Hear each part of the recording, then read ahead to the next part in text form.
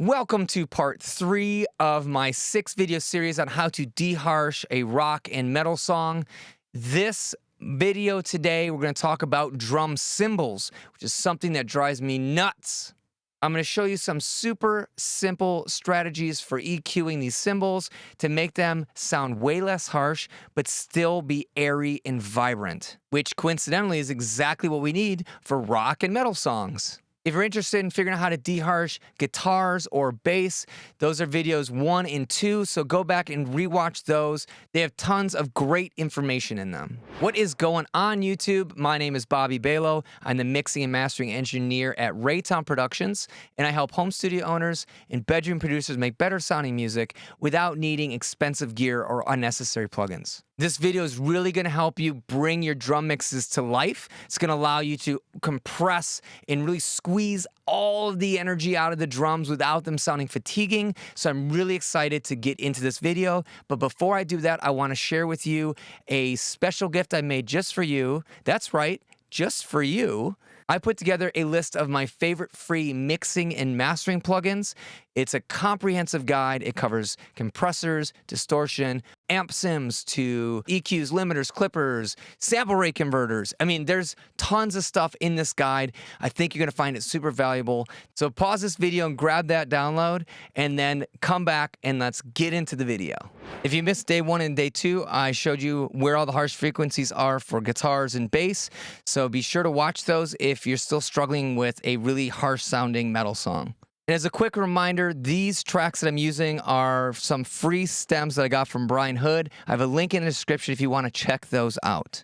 All right, so here is what we're working with. I'm just going to play a quick snippet, and then we're going to get into these cymbals.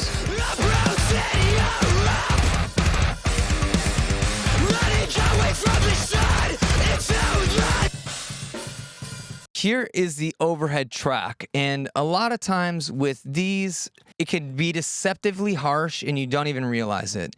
And I'm just going to show you what the frequency balance is on these overheads.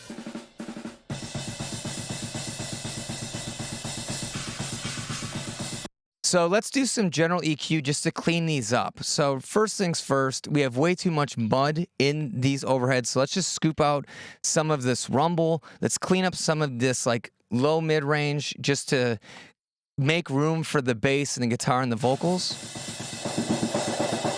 Okay, this kind of stuff. And by doing that, you can now hear how much more harsh these overheads are. Okay, there's some frequency imbalances now that we've cleaned up all the mud and got that out of the way, and your ears are going to start to jump to where these harsh frequencies are. So now we have a better ability to go in and fix that problem.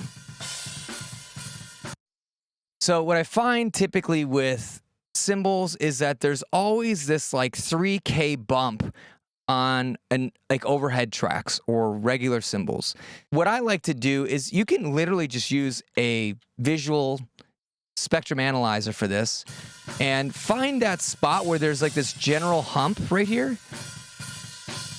And we're just going to take a broad EQ cut and we're just going to find where it's the most piercing, and then we're just going to pull that down, the whole thing down a little bit. Right there, okay? Just pull that down, and it's just going to ease the cymbals a little bit.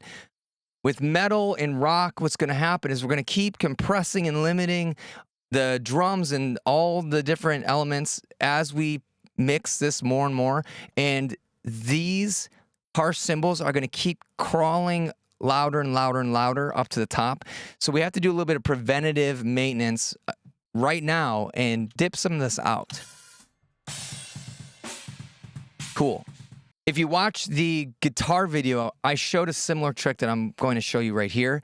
So when we do these really broad cuts, sometimes we lose some of the life of the cymbals. So something I like to do is just take a shelf, a high shelf, and just gently raise up that region that we just cut. And it's going to add a little bit of sparkle and air to the cymbals.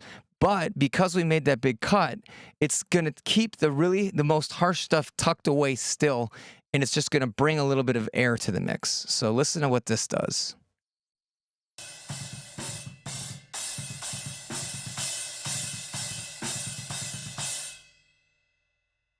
Cool, just something like this. Now, I'm hearing there's a little bit of buildup right around 8K, and you can see it. This right here. So we'll get another EQ on there and just duck that out a tiny bit. If you need to do multiple instances of an EQ, so what? You know, that's what you got to do sometimes.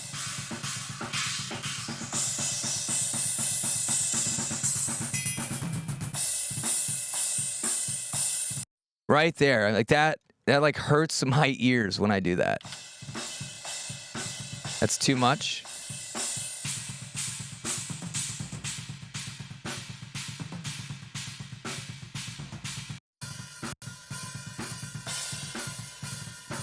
Cool. I'm gonna push it a little bit farther. There we go. So let's bypass this EQ and see how much smoother the cymbals sound. And if they sound too dull, we can come back here and we can make these adjustments with this high shelf. And we're going to make all the final adjustments in the context of the music, because you don't know if certain frequencies are actually too loud or too bright, because we need all the other elements there to make those decisions.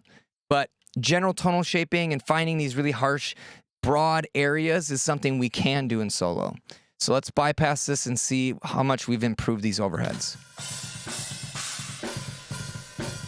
So that's where we started.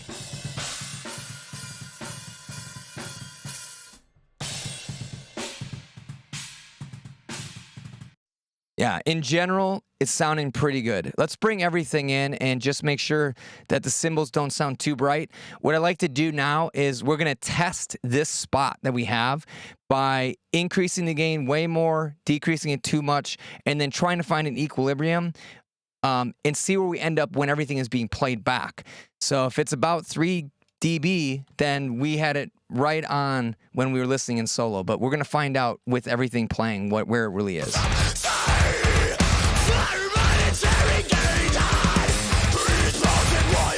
It's too much. Too quiet. Right around here is where it felt like we didn't have any harshness, but there's still a little life, and look at that, we're like right where we were when we were in solo. So that's pretty cool. So hopefully you guys found that one helpful. Tomorrow we're going to talk about how to clean up your room mics on your drums so that they aren't harsh. Room mics are sometimes kind of crazy because there are so many frequencies we got to get rid of for those to fit in a dense metal mix. So be sure to check that out tomorrow. So how do you deharsh your drum cymbals? Do you do a similar approach to me with an EQ, or do you use other tools like Soothe or a DS or something like that? Let me know in the comments, because I'd love to get a discussion going and learn from some other people that also have their own unique strategies for deharshing cymbals. Want to remind you to grab that free PDF download with my favorite free mixing and mastering plugins. Don't miss that. It's awesome, I promise. And stay tuned for the next video series where we're going to talk about how to deharsh room mics on your drum kit. And I'm going to break that all down in that next video for you. With that, thank you so much for your time and attention today, and I hope to see you in the next video.